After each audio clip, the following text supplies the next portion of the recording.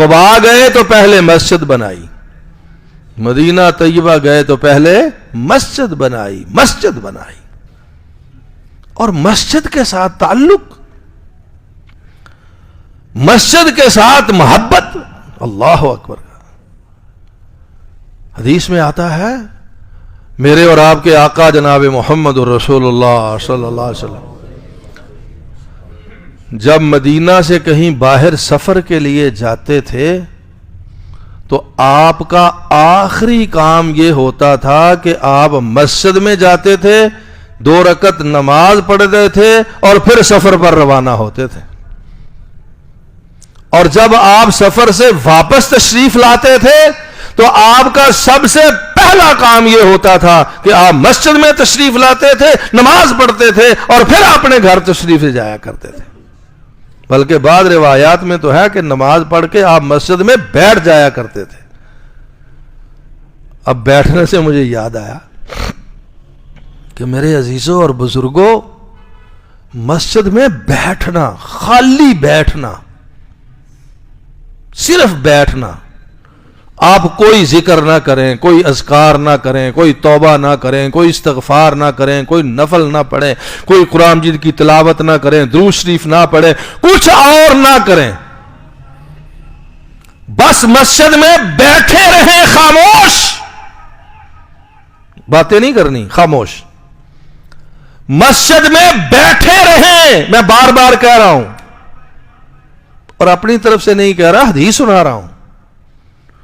اللہ کے رسول علیہ الصلوۃ والسلام فرماتے ہیں جب تک میرا امتی مسجد میں بیٹھا رہتا ہے وہ کچھ بھی نہ کرے، وہ مسجد میں بیٹھا رہے، رب کے فرشتے اس کے لیے دعائیں کرتے رہتے ہیں.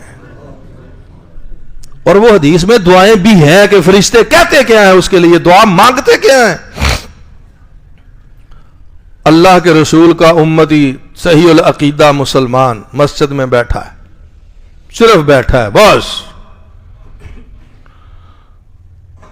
رسول اللہ صلی اللہ علیہ وسلم فرماتے ہیں اللہ نے اس کے لیے فرشتوں کو مقرر کر دیا ہے جو اس کے لیے دعا کرتے ہیں اللہم ارحمہ، اللہ اس پر اپنی رحمت فرما دے، اللہم اغفر لہ، اللہ اس کے گناہوں کو معاف فرما دے، اللہم تب علیہ، اللہ اس کی توبہ قبول فرما لے.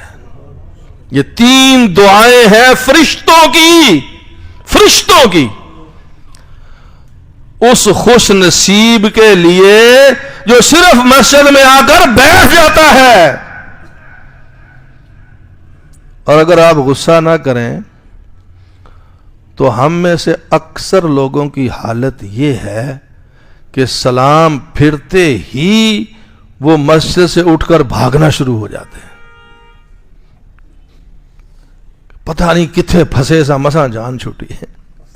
نہیں، تسلی سے، اطمینان سے، حوصلے سے، محبت سے، عقیدت سے، تعلق سے، رسول کا حکم سمجھ کے صلی اللہ علیہ وسلم، اپنے محبوب کا عمل سمجھ کے مسجد میں بیٹھے جتنا بیٹھ سکتے ہیں.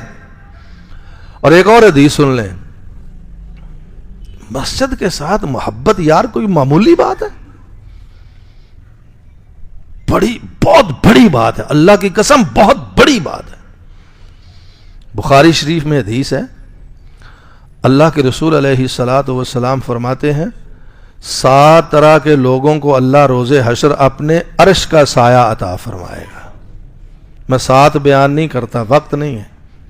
ایک ان میں سے ایک طرح کے لوگ وہ ہیں رجل قلبہ معلق بالمسجد، جس کا دل مسجد کے ساتھ لٹکا رہتا ہے، رب اسے روز حشر اپنے عرش کا سایہ عطا فرمائے گا. ایک نماز پڑھ کے گیا، دوسری اذان کا انتظار کر رہا ہے، کان لگائے ہوئے ہیں کب مسجد کے مینار سے اللہ اکبر کی صدا ہے اور میں دکان کو چھوڑ کے مسجد میں چلا جاؤں. رجل قلبہ معلق بالمسجد. اللہ اکبر کبیرہ. اور نبی پاک علیہ الصلوۃ والسلام نے تو میرے بھائیوں یہ بھی فرمایا ہے کہ جو مسجد میں بیٹھ کر ایک نماز پڑھ کر دوسری نماز کے انتظار کے لیے بیٹھا رہتا ہے، جب تک وہ بیٹھا رہتا ہے نماز کے انتظار میں، رب اسے نماز پڑھنے جیسا ہی اجر و ثواب عطا فرماتا رہتا ہے۔ اس لیے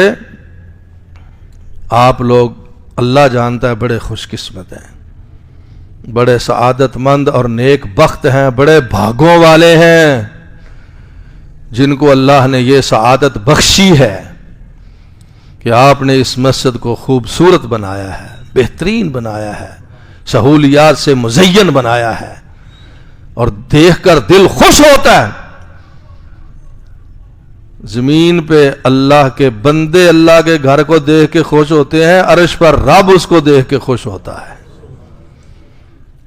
اور پھر فرماتا ہے فی بیوت اذن اللہ ان ترفع ویذکر فیہا اسمہ یسبح لہ فیہا بالغدو والآصال، کہ مسجدیں اس لیے بنائی جاتی ہیں، اللہ کے گھروں کو بلند و بالا اس لیے کیا جاتا ہے، ریاکاری کے لیے نہیں، دکھلاوے کے لیے نہیں، فخر و مباحات کے لیے نہیں، اپنی بڑائی کے لیے نہیں،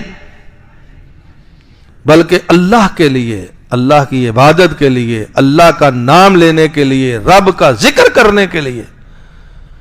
جو اس نیت سے، اس ارادے سے، اس خیال سے، اس آرزو سے، اس تمنا سے مسجد تعمیر کرتے ہیں، اس کو خوبصورت بناتے ہیں، اللہ تعالیٰ بدلے میں جو کچھ عطا فرماتا ہے اس کی چند باتیں میں نے آپ کی خدمت میں عرض کی ہیں۔ اللہ تعالیٰ اپنے اس گھر کو اور زیادہ آباد فرمائے، اللہ اس گھر کے خدمت گزاروں کو جنت میں اعلیٰ مقام عطا فرمائے، آمین۔ وآخر دعوانا الحمدللہ رب العالمین۔